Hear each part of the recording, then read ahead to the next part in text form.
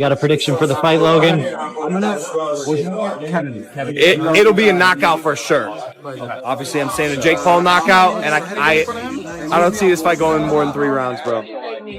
Was game over for Jake Paul.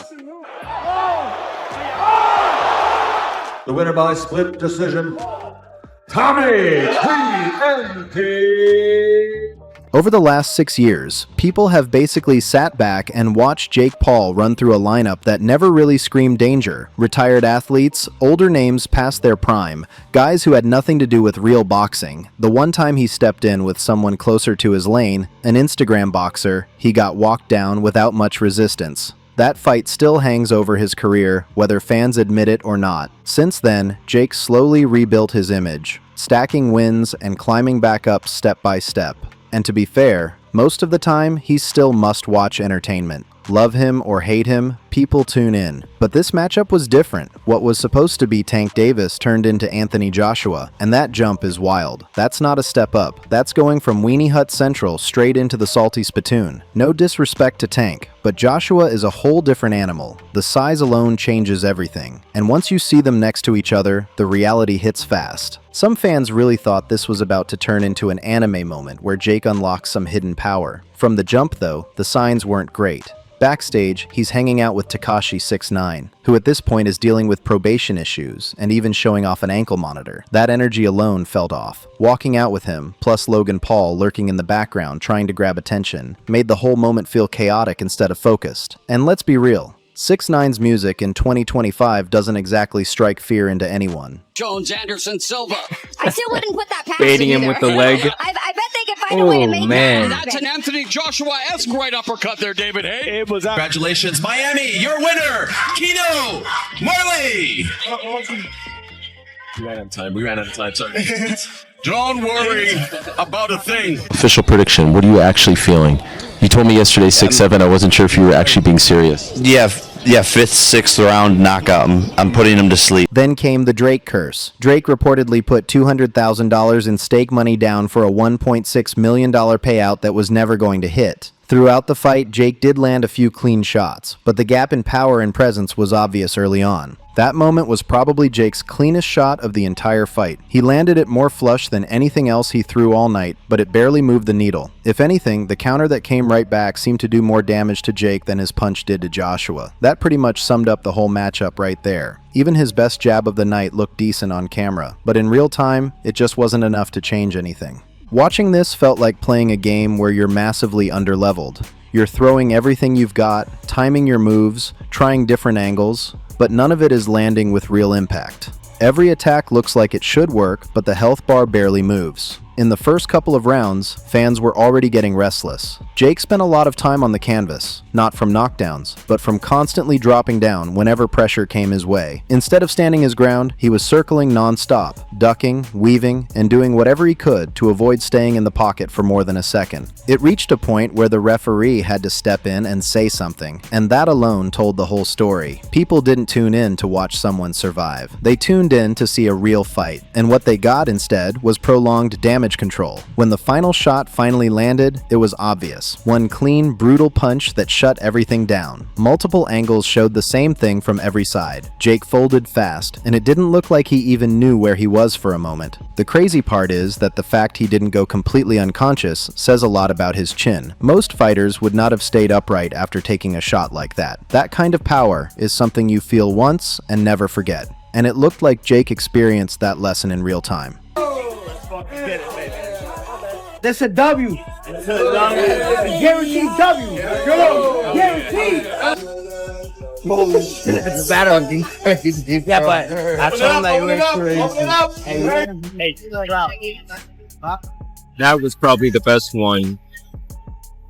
That still frame from the fight honestly tells the whole story. You can see it right on Jake's face. Everything shifted, everything swollen, like the damage was undeniable. After the fight, Jake went straight to Twitter and posted an x-ray, claiming he had a double broken jaw and saying, "Gimme Canelo in 10 days." Whether that was bravado or shock talking, the image itself made one thing clear. He took serious punishment in there. And it still stands out that he didn't fully go out from those shots, because plenty of fighters would have. If anything, that toughness is probably what keeps people interested moving forward. Despite the loss, Jake showed enough durability that he'll still draw attention, but there's no way he can go back to fighting low-level opponents after this. That chapter is closed. If he wants to stay credible, the matchups have to make sense. A Tommy Fury rematch is honestly one of the few fights that feels right at this point, especially now that Jake has more experience and more rounds behind him. Throughout this fight, Jake spent a lot of time dropping down and tying up, especially when the pressure got heavy. There was a moment where he reacted to a low blow, and it looked exaggerated. It was confusing that no points were deducted considering how often he leaned on those tactics to slow things down. Most of the match, he was clinging on, trying to survive exchanges instead of controlling them. And then came the moment where it was obvious the end was near. Jake started stumbling, his legs looked unsteady, and his movement completely fell apart. Whether it was fatigue or damage, something clearly gave out.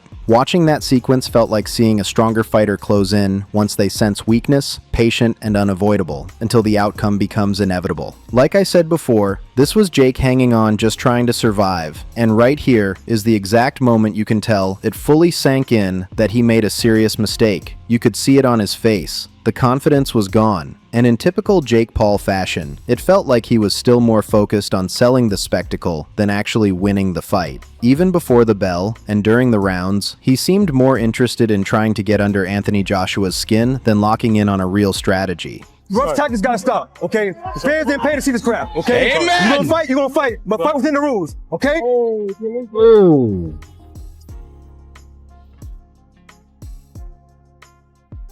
It looked like Jake thought he could dance his way into Joshua's head, but that plan never worked. Joshua stayed calm from the walkout to the final exchanges. No emotion, no reaction, just locked in and moving forward. He looked like he was on a mission, and nothing Jake did was going to shake that focus. Honestly, Joshua probably could have ended the fight much earlier, but it felt like he was pacing himself and letting the moment breathe for the fans. Meanwhile, Jake kept trying to taunt him mid-fight, but that kind of stuff doesn't land when you're getting backed up and tied up non-stop. You can't sell dominance while retreating and grabbing on just to slow things down. He kept making faces, sticking his tongue out, trying to turn it into a moment, but it only made the gap between them look bigger. Joshua wasn't buying any of it. At one point, Joshua clearly had enough and basically shut all that down, telling him to focus instead of playing around. And right on cue, Logan Paul rushed into the frame, making sure his face was on camera. Before the fight, he was asked for his prediction, and of course, he picked his brother. Nobody expected him to say anything else, but the body language during the fight told a different story. You could tell Logan was nervous watching it unfold. Still, even sitting ringside, he couldn't help but be loud and distracting, adding to the chaos, while the reality of the situation kept getting harder to ignore. Logan was out there yelling that Jake lost every single round, which, to be fair, wasn't far off. Jake was getting walked down the whole time, moving non-stop, circling like he was running laps instead of planting his feet. And honestly, Logan's dedication to pulling attention toward himself is almost impressive at this point.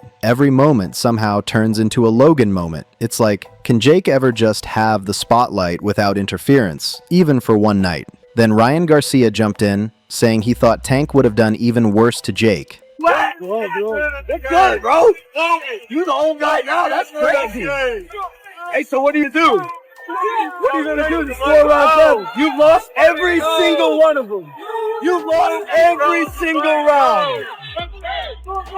This could be a legacy ender, AJ. That sounded more like ego talking than analysis. Lately, Ryan's been more active online than in the ring, and comments like that feel more personal than professional, especially after his recent loss. Sometimes fighters talk just to remind people they're still part of the conversation. The side commentary didn't stop there. People online started clowning Jack Doherty for sitting way up in the cheap seats, which added another layer of distraction to the whole event. Someone even brought up Anderson Silva knocking out Tyron Woodley again, and at this point, it's become dark comedy. Woodley's been on the wrong end of too many highlight reels, and it's getting hard to watch without feeling secondhand embarrassment. There was also a moment involving Cobra Kai cast chatter, and honestly, it feels like some of these guys should just stick to acting instead of chasing combat sports moments that don't suit them. Even the crowd seemed more interested in everything happening around the fight than the fight itself. Toward the end, an influencer tried desperately to force her way into a camera shot, fighting for angles like it was a title bout of its own. Another guy nearby was clearly out of it, acting reckless on live television without a care in the world. All of it felt chaotic, messy, and distracting.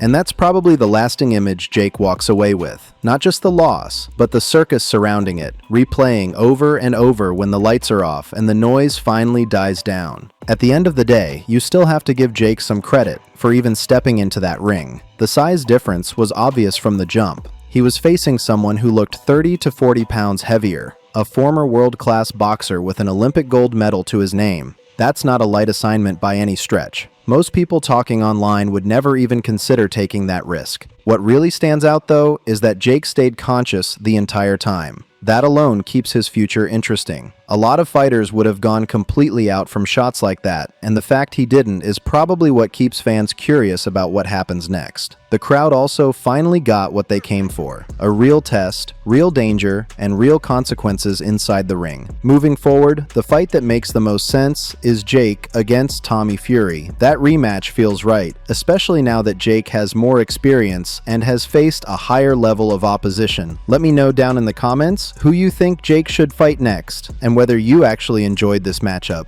Personally, I thought this fight was way better than last year's event against Mike Tyson. Either way, the conversation around Jake Paul isn't going anywhere. If you enjoyed today's video, make sure to comment, like, subscribe to the BeyondFame channel, and share this video so more people can see it. There are plenty more knockouts, controversies, and wild moments coming that still need to be covered. I'll see you on the next one.